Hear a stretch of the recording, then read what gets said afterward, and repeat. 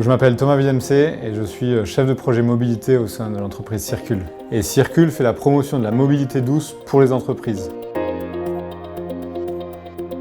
On a monté des ateliers, alors justement pour faire passer le message de sensibilisation, d'explication ou même des formations de remise en selle pour prendre confiance en vélo. Mais aussi c'est couplé avec des essais de vélo électrique de façon à ce que tout le monde puisse monter dessus et se rendre compte qu'en fait avec un vélo électrique on peut faire des grandes distances sans trop d'efforts et surtout on peut monter sans trop d'efforts. Circul, on a 3 niveaux de service. D'abord d'accompagnement, alors au travers de plans de mobilité qu'on développe dans les entreprises. Pour les entreprises de plus de 50 personnes, elles sont dans l'obligation légale de faire un plan de mobilité entreprise. C'est vraiment une étude à l'échelle de l'entreprise de tous les déplacements que génère l'activité de l'entreprise. Évidemment les trajets domicile-travail, mais on peut penser aussi aux déplacements professionnels, aux fournisseurs, aux clients, et comment est-ce qu'on peut optimiser ces déplacements, optimiser de façon environnementale, donc moins d'émissions, ou même au niveau financier, moins de voitures, ou comment trouver des actions pour faire améliorer la situation. Il y a des études qui ont été réalisées et qui disent qu'à un instant T, 50% des véhicules sur la route sont liés à une activité professionnelle. Donc forcément, les entreprises ont un rôle à jouer sur ce sujet.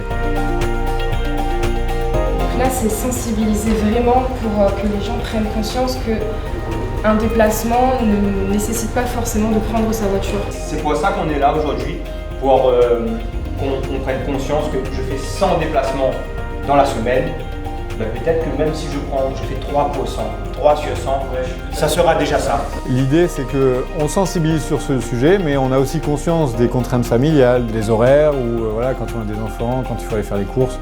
Tout ça, évidemment, on l'entend et on ne peut pas tomber dans un monde 100% vélo, c'est pas possible. Mais sensibiliser sur des trajets qui pourraient être faits en vélo plutôt qu'en voiture, et pourquoi il faudrait le faire. Les enfants moins de 12 ans, ils doivent avoir le casque. Mais nous, ce n'est pas obligatoire. Mais c'est recommandé. Aujourd'hui, on doit avoir un avertisseur sonore sur un vélo. Et c'est pour ça que lorsqu'on achète un vélo, normalement, on a l'obligation de vous fournir une sonnette et les lumières avant et arrière sur le vélo. 100% des personnes qui ont assisté à cet atelier ont vraiment poussé un cri genre waouh quand ils sont montés sur un vélo électrique. Ouais, ça c'est un peu mixte, oui. Un peu tout terrain, ça c'est vraiment urbain.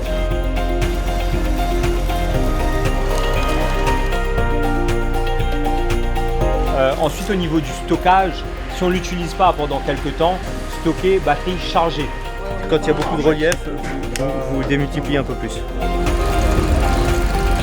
Donc les vélos sont partagés contrairement aux vélos de fonction. Et donc c'est des vélos à assistance électrique aussi.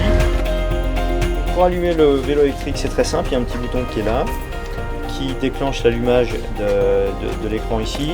Il me demande juste de scanner le QR code qui est ici. Donc je scanne le QR code là. Ça communique en vérifiant mon numéro de téléphone et comme il est renseigné, voilà, l'antivol se déverrouille. Et là, je sors mon vélo et je peux rouler.